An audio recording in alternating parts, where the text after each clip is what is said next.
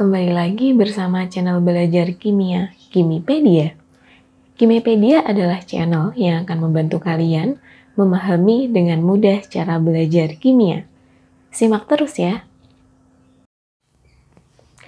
Kali ini channel Kimipedia akan membahas materi tentang macam-macam hidrolisis garam. Nah, di video sebelumnya pasti kalian udah lihat kan? Kimipedia sudah menjelaskan tentang sebagian dari hidrolisis. Nah, kali ini yang akan kita bahas adalah ada berapa banyak sih macam-macam hidrolisis garam? Nah, sebelum itu kita flashback dulu, apa sih hidrolisis garam? Hidrolisis garam adalah suatu reaksi penguraian garam dalam air yang akan membentuk ion positif dan ion negatif. Nah, ion-ion tersebut akan bereaksi dengan air membentuk suatu asam H3O+, atau biasanya H+, ya, atau basa, yaitu OH-. Nah, macam-macam hidrolisis yang pertama itu adalah suatu garam yang tidak dapat terhidrolisis. Garamnya seperti apa? Garam yang berasal dari asam kuat dan basa kuat dalam air itu tidak akan mengalami hidrolisis. Nah, karena keduanya asamnya kuat, basanya kuat, maka nanti pH-nya adalah netral, yaitu pH-nya adalah 7. Nah, contoh senyawanya apa aja nih? Ada NaCl, Na2SO4, NaNO3, KCl, K2SO4, BaNO3, 2. Nah, contoh nih, reaksi ionisasi dari suatu NaCl. NaCl ketika diurai akan menghasilkan Na+ ditambah Cl-. Masing-masing ion kita reaksikan dengan air, yaitu H2O. Nah, karena di sini Na+ itu bersifat sebagai basa ya, sifat aslinya itu basa kuat, maka ketika dicampur dengan air tidak akan mengalami hidrolisis. Begitupun dengan Cl-. Sifat aslinya adalah asam kuat.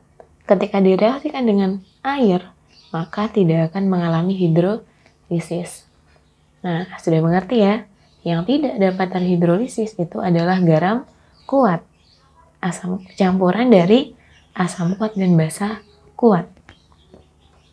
Kemudian, yang kedua ada hidrolisis sebagian atau biasanya disebut sebagai hidrolisis parsial. Nah, apa sih? Hidrolisis garam sebagian adalah suatu reaksi garam dengan air di mana yang bisa bereaksi hanya anionnya saja atau kationnya saja. Garam yang mengalami hidrolisis sebagian yaitu garam yang terbentuk dari asam lemah dan basa kuat atau kita sebut sebagai garam basa. Kemudian garam yang terbentuk dari asam kuat dan basa lemah atau kita sebutnya sebagai garam asam. Nah, yang bisa terhidrolisis siapa? Yang bisa terhidrolisis tentunya yang bersifat lemah. Artinya, kalau garam basa, campuran dari asam lemah dan basa kuat, yang mengalami hidrolisis adalah asam lemahnya, sedangkan basa kuatnya tidak dapat terhidrolisis. Begitupun juga dengan garam asam, campuran dari asam kuat dan basa lemah, siapa yang terhidrolisis? Yaitu pastinya adalah si basa lemah. Asam kuat nggak mungkin. Kenapa? Karena sifatnya adalah kuat.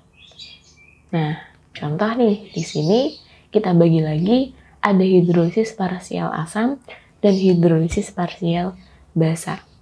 Nah, tadi kita sudah sebut ya, hidrolisis parsial asam itu adalah garam yang berasal dari asam kuat dan basa lemah.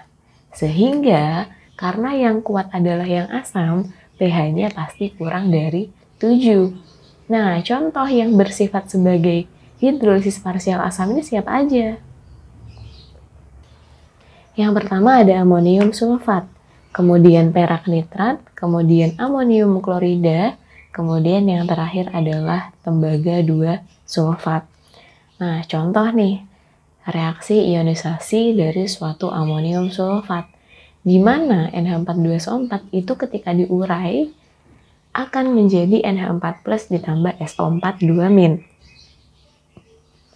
NH4+ ketika diuraikan, ketika direaksikan ke dalam air, maka akan membentuk suatu NH4OH dan H+. Nah, artinya bisa bereaksi membentuk senyawanya dia, yaitu senyawa basa lemah dan H+. Nah, H+ disinilah artinya bahwa sifat dari garam ini adalah garam asam karena menghasilkan suatu H+. Tetapi ketika SO42Me ditambahkan dengan air, maka tidak akan mengalami hidrolisis karena sulfatnya bersifat sebagai asam kuat, gitu ya. Nah, gimana nih cara menghitung rumusnya? Nah, berarti kalau rumusnya pakainya adalah H+ karena garamnya garam asam. Sehingga H+-nya sama dengan akar KH dikali konsentrasi garam. Atau H+ sama dengan akar KW per KB dikali konsentrasi garam. Nah, di sini KH itu sama halnya dengan KW per KB. KW dulu deh. KW itu berarti konstanta water ya. Konstanta air, nilainya tuh tetap nih. Jadi harus dihafalin, yaitu 10⁻⁴. Sedangkan KB itu konstantanya basa, ketetapannya basa bisa berubah-ubah tergantung senyawa basanya apa. Nah, jadi di sini jangan bingung ketika diketahui KH atau KW atau KW per KB gitu ya. Kalau diketahui soalnya udah ada KH, ya udah langsung masukin, nggak perlu dibagi lagi gitu kan. Nah, contoh soalnya yaitu diketahui nih 250 mili larutan amonium sulfat 0,1 molar dengan KB-nya adalah 2 kali 10⁻⁵. Tentukan pH larutan senyawa tersebut. Nah, ya udah. Nah, karena sudah diketahui dalam keadaan garamnya, artinya kita tinggal masukin ke rumusnya, yaitu H+ sama dengan akar KW per KB dikali konsentrasi garam. Nah, KW-nya 10⁻⁴ tadi ya ketetapan, jadi emang nggak ditulis.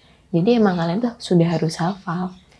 Dibagi dengan KB-nya 2 kali 10⁻⁵ dikali 2 kali 0,1 molar. 0,1-nya itu adalah konsentrasi garamnya. 2-nya dari mana? Nah, 2 ini adalah valensi dari garamnya. Valensinya adalah 2. 2 itu dari mana sih? Dari NH4 2SO4. Nah, di sini sifat lemahnya memiliki 2 ion. Sehingga kita masukin valensinya adalah 2. Sehingga kita dapatkan nilainya adalah 10⁻⁵ sehingga pH-nya adalah 5.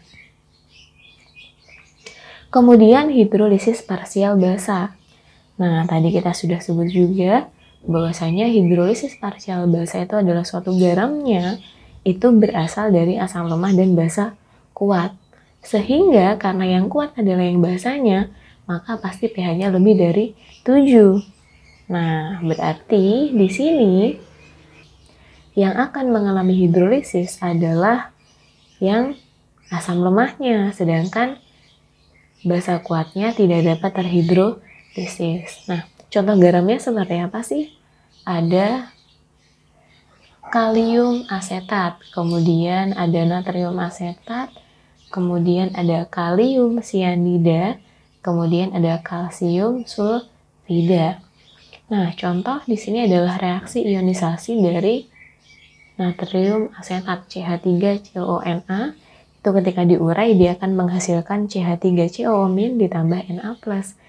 Nah, CH3COO- karena berasal dari asam lemah, ketika ditambahkan dengan air maka dia akan bereaksi menghasilkan sifat asamnya ditambah OH-nya. Nah, OH- ini yang sifatnya menandakan garam ini bersifat basa gitu ya. Sedangkan Na+-nya karena bersifat dari basa kuat, sifat aslinya, ketika direaksikan dengan air maka tidak akan terjadi reaksi. Sama seperti konsep kita sebelumnya, yang kuat itu tidak akan terhidrolisis tapi yang lemah itu dapat terhidrolisis. Nah, gimana cara mencari suatu pH ketika diketahuinya basa gitu? Nah, OH- sama dengan akar KH kali konsentrasi garam atau OH- sama dengan akar KW per Ka kali konsentrasi garam. Nah, apa bedanya dengan mencari pH asam dengan mencari pH basa? Kalau mencari pH asam, konstanta lemahnya adalah milik basa. Sedangkan kalau misalkan mencari pH basa, konstanta lemahnya adalah milik si asam. Jadi Kw per Ka, jangan lupa Kw-nya adalah 10 pangkat min 14. Nah, contoh soalnya nih, air akan berubah pH-nya menjadi lebih besar dari 7. Jika ke dalam air dilarutkan garam, ya pastinya adalah yang garam basa, ya kan? Nah, NH4Cl, garam basa bukan sih? NH4Cl tersusun dari asam kuat dan basa lemah, sehingga bukan larutan garam basa. Kemudian yang B, NaBr. Nah, NaBr di sini sifatnya dari asam kuat dan basa kuat, maka akan netral, pasti pH-nya pas 7. NaCl juga sama ya, pas 7. CH3COONa. Nah, di sini garam ini tersusun dari asam lemah dan basa kuat, sehingga pasti pH-nya adalah lebih dari 7, sehingga sifatnya adalah garam basa. Kemudian NH4Cn, nah di sini bersifat sebagai asam lemah dan basa lemah. Maka bukan juga termasuk garam basa yang pH-nya lebih dari 7, pasti bukan. Oke, berarti jawabannya adalah yang natrium asetat, yaitu yang D.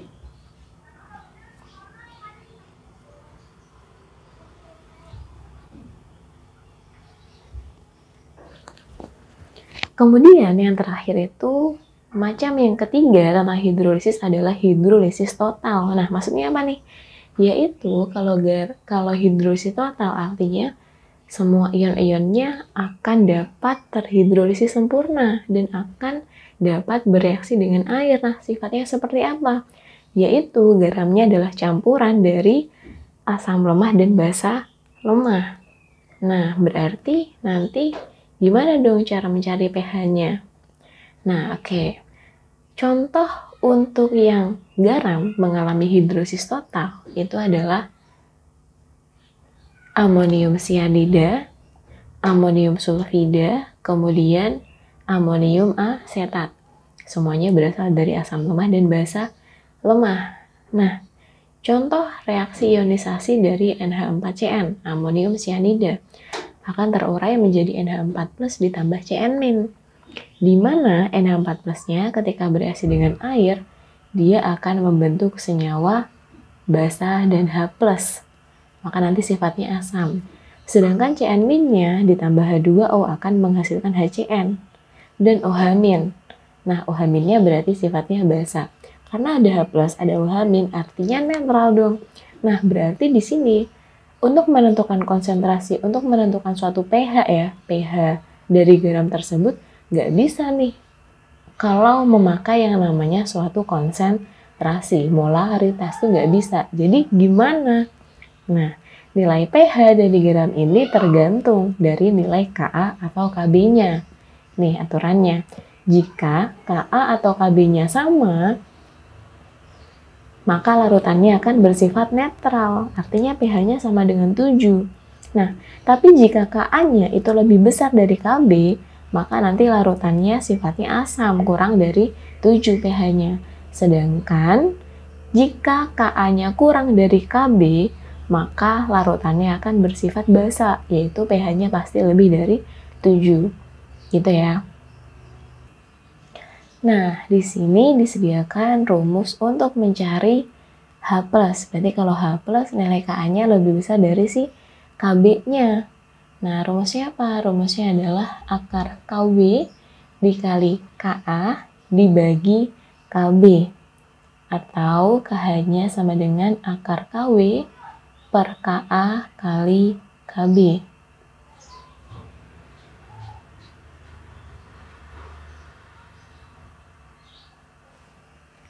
Nah, jika dilihat, ini kan cara menentukan suatu pH asam. Nah, terus gimana kalau menentukan pH basa? Tinggal dibalik aja. Kalau asam kan berarti Ka-nya yang di atas, Kb-nya yang di bawah. Kalau mencari pH basa, OH- berarti KB-nya yang di atas, K-nya yang di bawah. Nah, seperti itu ya. Tinggal diaplikasikan ke soal. Nah, contoh soalnya nih. Senyawa garam dan yang larutannya dalam air dapat mengalami hidrolisis sebagian atau parsial. Bentar, nah di sini jawabannya adalah yang B nih.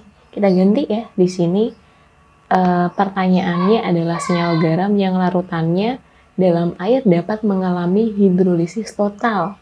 Mintanya itu sebenarnya. Nah, berarti kalau misalkan dianalisis satu-satu nih, NaNO3 itu kan berasal dari asam kuat dan basa kuat. Pasti garamnya garam netral. Kemudian yang B, CH3, COONH4, amonium asetat. Nah, itu campuran garam yang terdiri dari asam lemah dan basa lemah. Maka jawabannya adalah yang B. Gimana kalau yang C? NH4Cl, campuran dari basa lemah dan asam kuat. Nah, garamnya garam asam. Berarti parsial asam. Kemudian yang D, CH3COOK, campuran garam yang terdiri dari asam lemah dan basa kuat, sehingga campurannya adalah parsial basa. Sedangkan KBr di sini adalah suatu garam yang tersusun dari asam kuat dan basa kuat. Nah, berarti sifatnya adalah netral. Berarti jawaban yang paling tepat ketika yang ditanyakan adalah hidrolisis total, berarti jawabannya adalah yang B. Oke.